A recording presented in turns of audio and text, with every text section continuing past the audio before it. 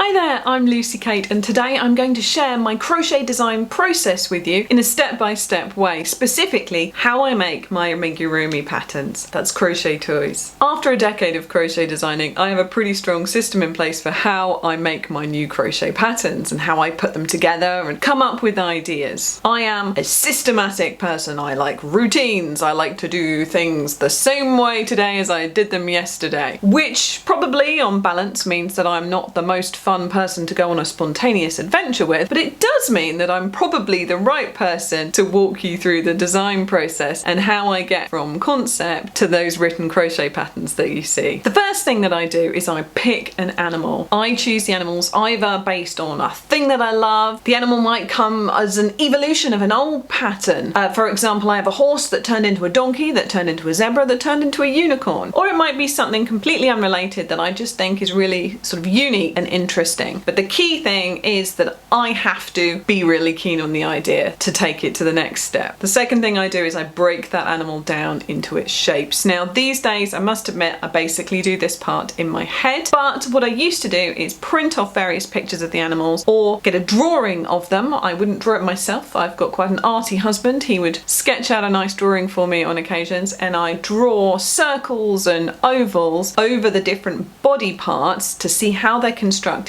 as those simple shapes. I then work out how the shapes would connect together. And this is an interesting one because it's not quite as straightforward as you might think. I think about whether I want to make expanding and contracting shapes in rounds, so that's relatively low sew, or whether I'm going to make all the composite parts. I then have to think about how they're going to be constructed together. Is it going to be a sort of classic teddy upright sitting shape? Is it going to have dangly legs that go over the edge of a shelf? Is it going to be in a more sort of natural animal position, in which case I need to think about where to attach and position the head and proportions so that it doesn't just flop straight over. Here's a nice example of that. This is my crochet llama. I had to set the neck back at an angle so that the weight of the head didn't cause him to just flop straight forwards when I wanted him to stand up. I really wanted this one and the similar alpaca to be able to stand on a shelf nicely without falling forwards.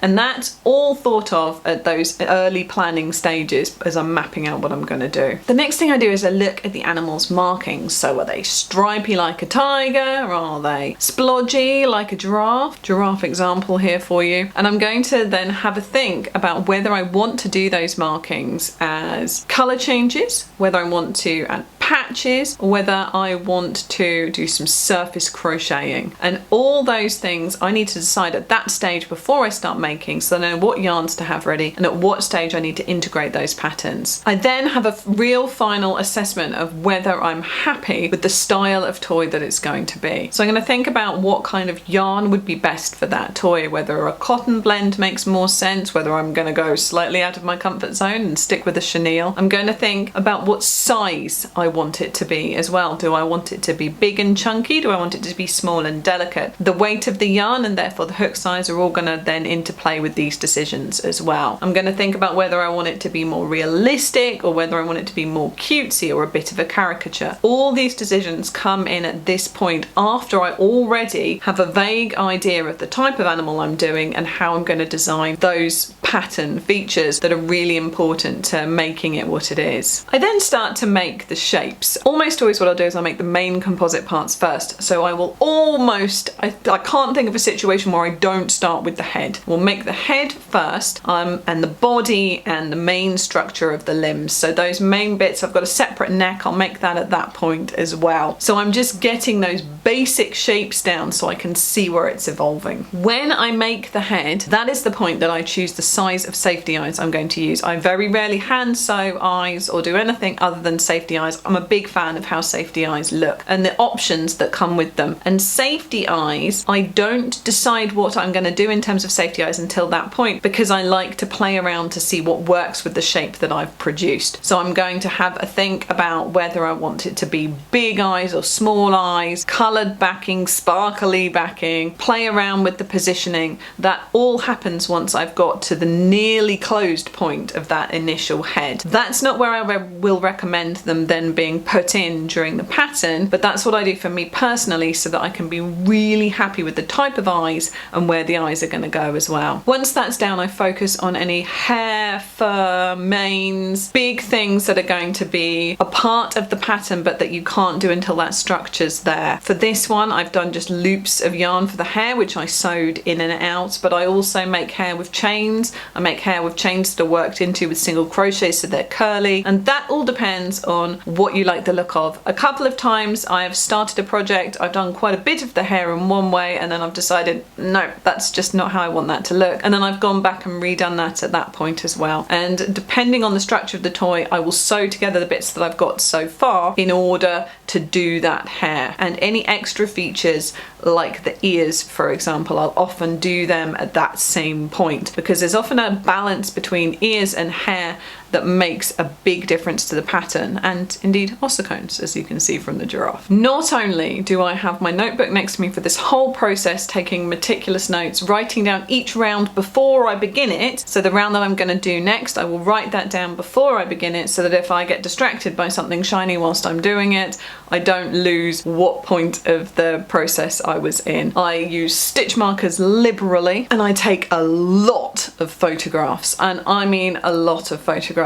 I will take photographs of every completed individual section of the toy, but I will also take photos of anything that I think is a bit unusual or a bit fiddly that I'm doing in the pattern as well, just so that I can remember exactly what I did and how I did it, and that I'm best placed to then explain it when I write up those instructions. I then will sew together any final pieces that need sewing. I will play around for ages with things like ear position. I'm very fussy about where my ears go. It makes a big difference again to the look of the animal. And once that is done, I will then take a lot of photographs of the finished toy. The first set of photographs will be for me, for my reference, for making sure that I'm happy with it from every angle, and then I'll do more staged photographs that I know will be helpful with the pattern later on, and to help someone decide if this is something that they actually want to make. Next, I take my notepad pattern and I write it up onto the computer, and it depends where I'm going to publish the pattern on slightly what I do next. Most of my patterns, free patterns that go straight into the software behind the website, and I write the patterns into there, upload the photos to the relevant places, add in any detailed description,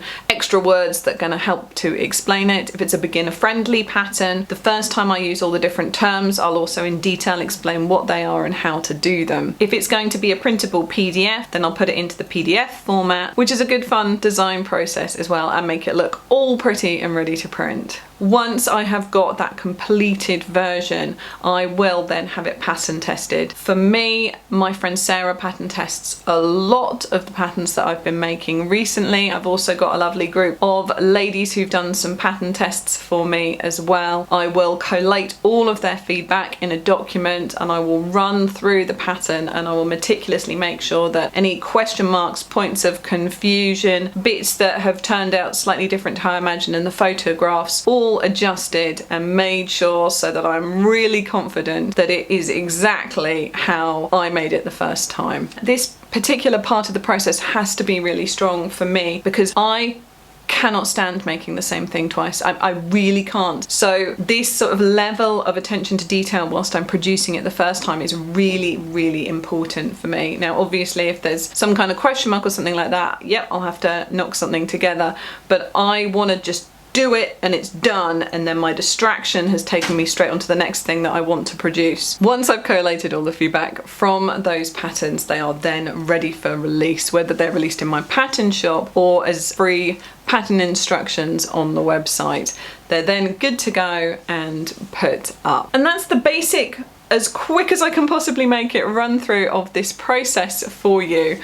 I was going to add on a load of tips for designing your first amigurumi pattern onto this as well, but looking at the time, I think that I'm going to add that as a separate video later on. So if that's something you're interested, maybe consider subscribing, stay tuned, that'll be out soon. I'll probably record it now, actually, because it's in my head. But I'd love to know, was that useful? Was that interesting? If you design patterns, is that how you do it? If you're thinking of designing them, does that sound like a logical progression to you? Really interested in chatting with you about that in the comments section below. Thank you so much for watching, and happy crocheting.